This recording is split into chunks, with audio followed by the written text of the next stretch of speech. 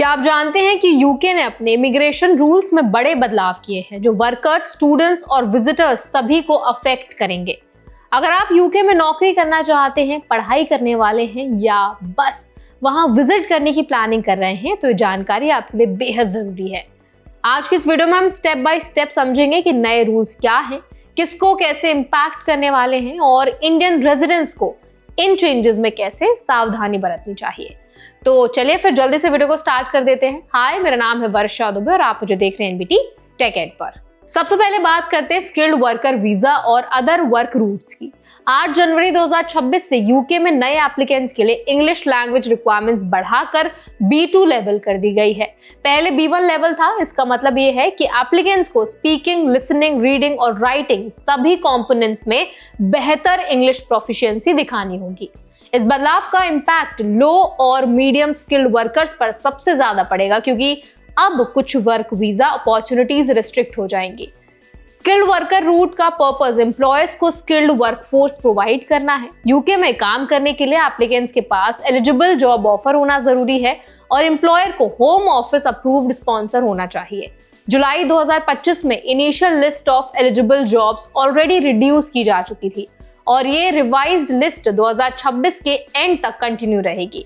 इसका मतलब ये है कि कुछ प्रोफेशंस के लिए अब स्पॉन्सरशिप मुश्किल हो जाएगी।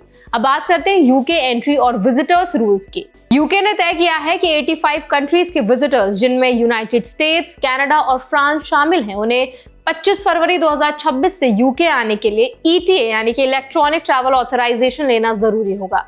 ETA वीजा नहीं है बल्कि एक डिजिटल परमिशन है जो पासपोर्ट से लिंक्ड रहती है।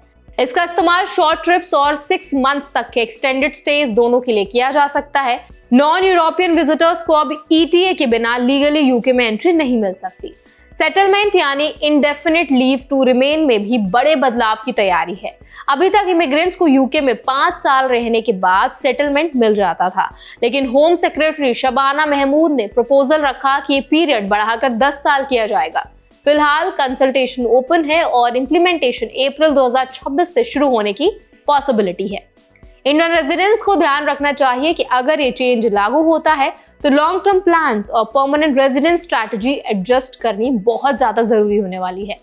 अब बात करते हैं स्टूडेंट्स और स्टडी कॉस्ट की। यूके में पढ़ाई करने के खर्चे भी बढ़ गए हैं। स्टूडेंट वीजा के लिए अब एप्लीकेंट्स को दिखाना होगा कि उनके पास सफिशिएंट फंड्स हैं। लंदन में मिनिमम 1483 पाउंड्स पर मंथ और लंदन के बाहर 1136 पाउंड्स पर मंथ रखना जरूरी है। ये पैसा कम से कम 28 कंसेक्यूटिव डेज के लिए होना चाहिए और इसका end date visa application date से 31 डेज के अंदर होना चाहिए। अंडर ग्रेजुएट डिग्रीज के लिए 2025-26 एकेडमिक ईयर में फीस 9,250 पाउंड से 9,535 पाउंड हो गई है, यानी लगभग 3.1% की बढ़ोतरी। इसके अलावा यूनिवर्सिटीज के इंटरनेशनल स्टूडेंट्स से जो चार्ज लगाया गया है उसका अतिरिक्त खर्च स्टूडेंट्स को बेयर करना होगा। इसका मतलब यह है कि इंडियन स्टूडेंट्स को अब अपने बजट और फंडिंग प्लान्स केयरफुली मैनेज करने होंगे। प्रैक्टिकल टिप्स इंडियन रेजिडेंट्स और स्टूडेंट्स के लिए अगर हम बात करें तो वो हैं स्किल्ड वर्कर या scale up visa applicants B2 English certificate ready रखें। विजिटर्स के लिए ETA पहले से अप्लाई करें और इंश्योर करें कि ट्रैवल डॉक्यूमेंट्स कंप्लीट हो। अगर यूके में लॉन्ग टर्म सेटलमेंट प्लान है तो अपकमिंग कंसल्टेशन और रूल्स चेंजेस पर नजर रखें। स्टूडेंट्स अपनी फंड्स प्रूफ, ट्यूशन और 28 दिन का रिक्वायरमेंट इंश्योर करें ताकि वीजा एप्लीकेशन स्मूथ रहे।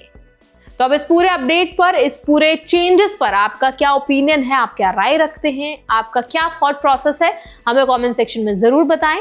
ऐसे और अपडेट्स के लिए, वीडियोस के लिए, इन्फॉर्मेशन के लिए हमारे चैनल एनबीटी टेक एड को भी जरूर सब्सक्राइब करें।